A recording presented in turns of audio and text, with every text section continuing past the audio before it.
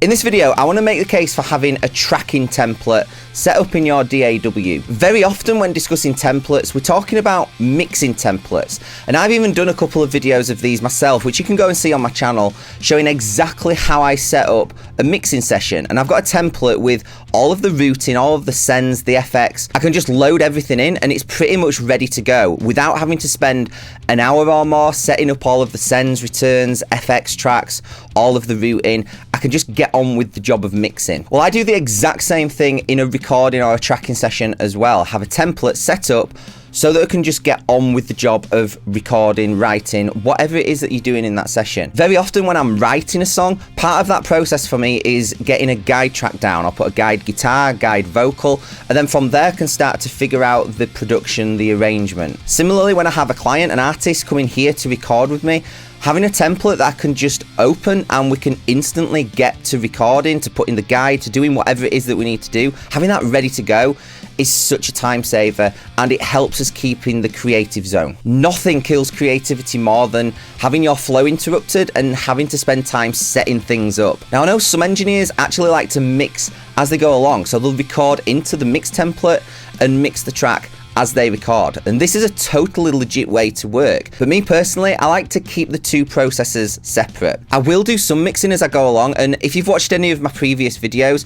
you will know my philosophy when recording, when tracking, is to get the sound as close to finished as you possibly can. This, in my opinion, almost always results in a better mix, because if the tracks are already sculpted, then it means that you can spend more time mixing and balancing rather than having to spend loads of time trying to make the tracks fit together. And I will be balancing the faders, getting a rough mix that I can send to the client, the artist, as we go along. But then at the end of the tracking session, everything gets exported and then re-imported into my mix template, and that's just the way that I prefer to work. So let's dive in and take a look at my tracking template that I have set up. You can copy this exactly if you want, no matter which DAW you're using, it doesn't matter, or you can adapt it to your own needs and your own preferences. So I work in Cubase, and this is my tracking template. This is the first thing I see when I load a session ready to start recording or tracking. Now I have the main output, the mix bus track, right here. There is nothing on that. This is just so that you can hear me as I'm doing this video right now. But maybe if I'm doing like a rough mix for the artist, then I might put some compression, some EQ, something on there. But right now it's just blank. I don't want any latency when I'm recording, so that's the reason for that. I then have this folder here, which is the guide track. Very often when I'm writing, I want to just open a session and I want to start recording a guide. I want to get a guitar down, I want to then put a rough vocal down, and then I can kind of plan and arrange the song. So that's exactly what I've got here. So I've got a guide track for the lead vocal, auto-tune already set up. I can just go in, I can change the key to whatever key the song is in. If I want to, I can load some extra EQ compression, but usually I'm compressing with the hardware that's in the rack at the side of me.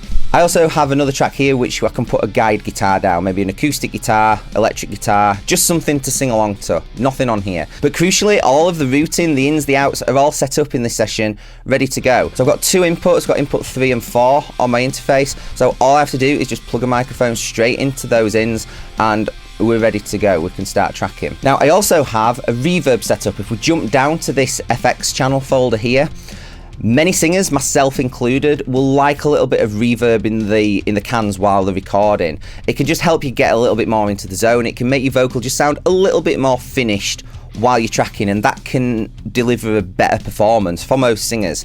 So I have my favorite vocal reverb, which is a 480 Lexicon plate. Long decay, 2 seconds, quite a long pre-delay as well, so that it doesn't get in the way of the vocal, about 150 milliseconds. And that is routed to the lead vocal track. It's right here, ready to go as soon as we start recording. Now the next thing in my tracking template is this MIDI track here, which is a piano virtual instrument.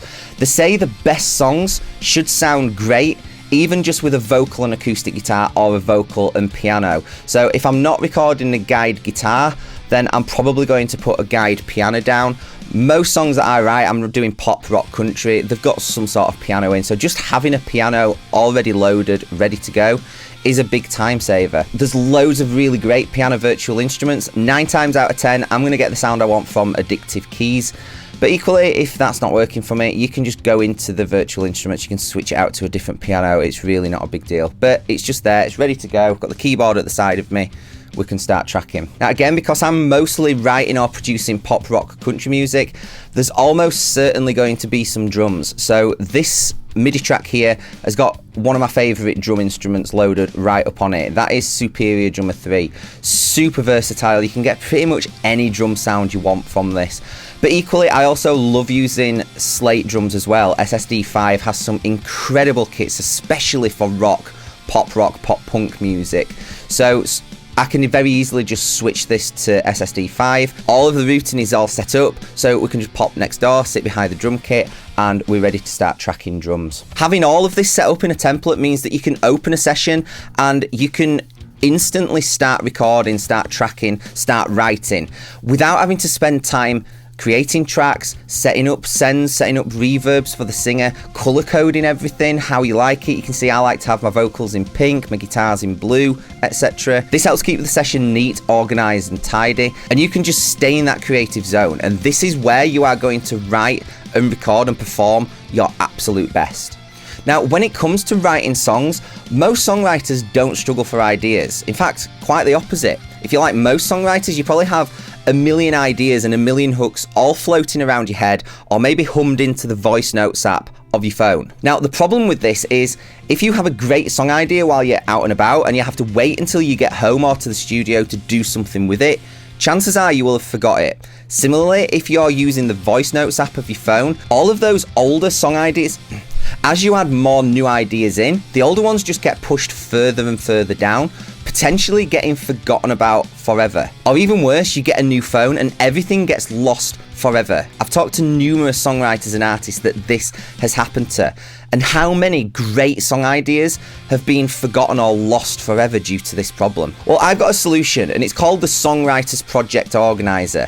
This is an app that you can use on any device, anywhere you are, to keep track of every single idea, no matter what stage it's at. So if you have a really good song idea, a really good hook, you can put it into this app and create a list for all of your hooks. As they progress, you can move them along. So maybe you get to the demo stage, or maybe you get to the tracking, the mixing, the mastering stage. What that means is you can open this app and very quickly and very easily see where everything is all at the same time. Keeping all of your song ideas super organized in this way means that you'll never forget about or lose a great song idea again. You get a new phone, you log into the app, everything is exactly where you left it. And the best part, and probably my favorite feature of this app, is that you can share it with anybody that you want. So perhaps you're collaborating with another artist, maybe you're working with a producer on an EP or an album, or a mix engineer. You can give them access to your project organizer and they can see where everything is. They can add their contributions, they can upload files, include links, so that everyone who's involved in the project can see and access it anytime that they need. And on top of all of that, it's completely free to use. The link is in the description below. Go and check it out. Start using the Songwriters Project Organizer. You'll never forget or lose a great song idea again.